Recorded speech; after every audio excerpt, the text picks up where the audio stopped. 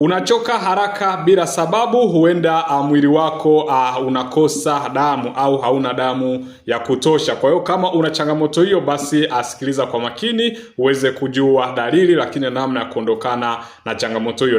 Naitwa Dr. Jimmy. Kama ni mara ya kwanza kufuatia channel yetu, basi usahau kusubscribe na comment ili uweze kuwa mtu wa kwanza kupata dondoo za kiafya tunazozituma kila siku. Watu wengi wamekuwa na changamoto ya upungufu wa damu, tunapenda kuita anemia, na wengi hawafahamu. Sasa hapa nitakuorodheshea dalili 7 ambazo ukiona dalili hizi basi ujue kwamba una changamoto ya upungufu wa damu. Kama utakuwa na swali lolote la kiafya, JW Sabo Clinic tuko hapa kuhakikisha afya yako inaimarika. Tuko hapa kuhakikisha afya yako inasonga mbele. Usiwe mtu wa kuugua mara kwa mara. Tunaenda kumaliza mwaka, sio muda wa kuanza kuishi kinyonge. Dalili namba 1 inayoonyesha kwamba una upungufu wa damu, cha kwanza ni uchovu wa haraka hata bila kazi nzito. Kuna watu ambao hata bila kufanya kazi nzito anakuwa na uchovu wa haraka, anahisi uchovu, unahisi kuchoka. Ndugu yangu, kama wewe ni moja wa changamoto hiyo, basi hakikisha unacheki HB yako kama ipo nomo au haipo nomo. Ni moja ya changamoto kubwa wengi hawafahamu, na wengi wao waliongelea sana hii changamoto ya kuonesha kwamba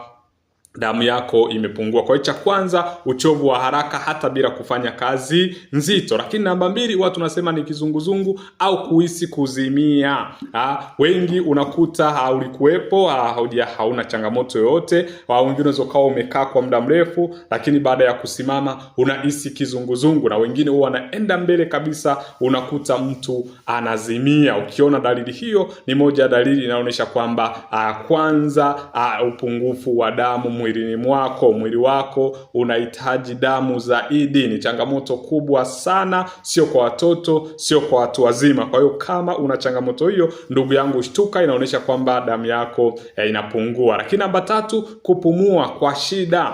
Unapata shida wakati wa kupumua, unapata shida wakati wa kuhema, unapata shida kubwa sana, ndugu yangu, shtuka. Hiyo ni dalili, hiyo tunaita ni red flag, inayokuonyesha kwamba huenda damu yako imeanza kufanya damu yako imeanza kupungua bila wewe kufahamu. Unachotakiwa kufanya ni kuhakikisha unatafuta suluhisho. Jamani, suluhisho lipo. Suluhisho, namna ya kuondokana na changamoto hizi zipo, kwa baadaye nitaelezea mbele ya hii video. Fuatilie mpaka mwisho, utaweza kujua namna ya kuondokana na changamoto hiyo. Lakini pia mapigo ya moyo kwenda kasi. Ndio maana pia nimekuwa nikiwaambieni kwamba pressure, moja ya changamoto au moja ya chanzo cha pressure ni damu kuwa ndogo au kuwa nyingi.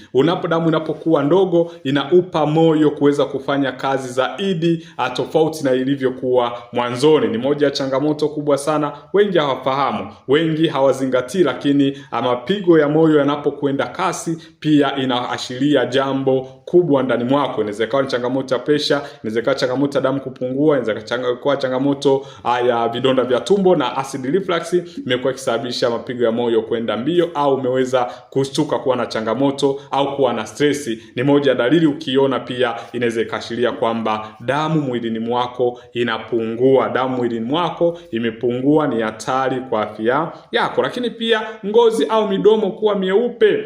Unakuta ngozi na midomo inabadilika na kuwa mieupe, ni moja ya changamoto kubwa sana. Lakini pia wengine ana macho, unakuta kwenye macho anakuwa meupe kabisa.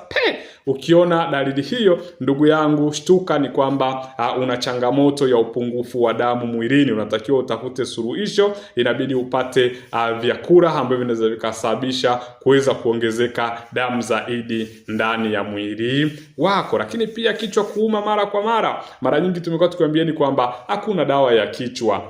Hakuna tiba ambayo utapata kwamba ya kwenda kutibu kichwa. Lakini kichwa ni dalili. Kichwa kinakupa kwamba mwilini mwako hauko sawa.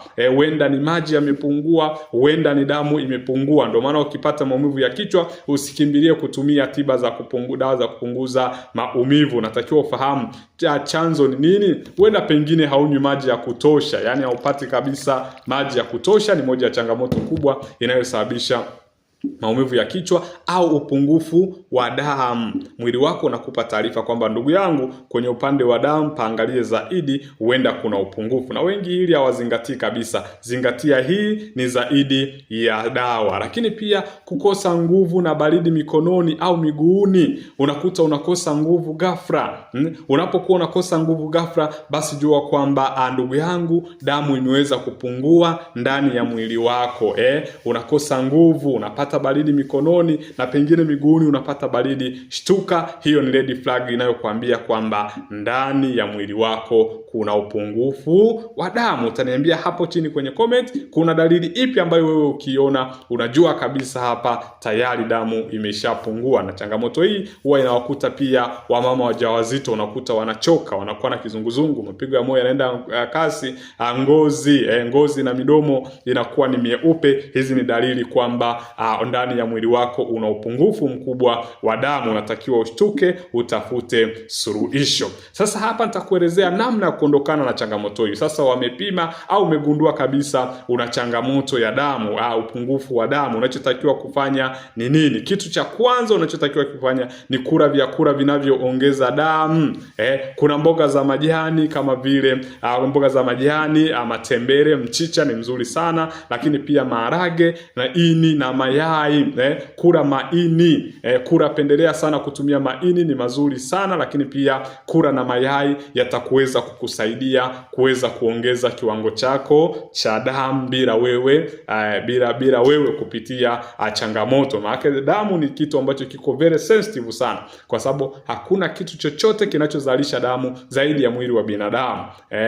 Hata ukila hivyo vitu, ina maana mwili wako ndio unaozalisha hiyo damu. Lakini namba 2, kula matunda yenye vitamini C, yatakusaidia kuondokana na changamoto hizi. Kwa machungwa, machenza, haya yanaongeza kinga ya mwili, yamekuwa ni mazuri sana, yamekuwa kisaidia watu wengi kuweza kuongeza damu. Lakini pia epuka kahawa mara baada ya kula. Wengi mnapenda sana kula chai ya rangi au kahawa mara baada ya kula. Hivi vitu vyote vinaweza kupunguza damu, kwa hiyo viepuke. Wengi tumezoea, ni hatari kwa afya yako. Lakini pia fanya kipimo cha damu hospitalini mara kwa mara na kufuata ushauri wa daktari, itakusaidia kuondokana na changamoto hiyo. Lakini pia kuna matunda ambayo wengi wamekuwa kiyatumia. Kwa kwanza kuna beetroot, wengi tunapenda kuita ni viazi poli. Vipo ni viazi, ni kama vinakuwa ni vyekundu vile. I say, hiyo ni zaidi ya suluhisho. Hata kama wewe mjamzito unapata maumivu sana ya kichwa, basi hakikisha unafuatilia hivyo vitu, vitakusaidia kuondokana na changamoto hiyo. Hicho ni kitu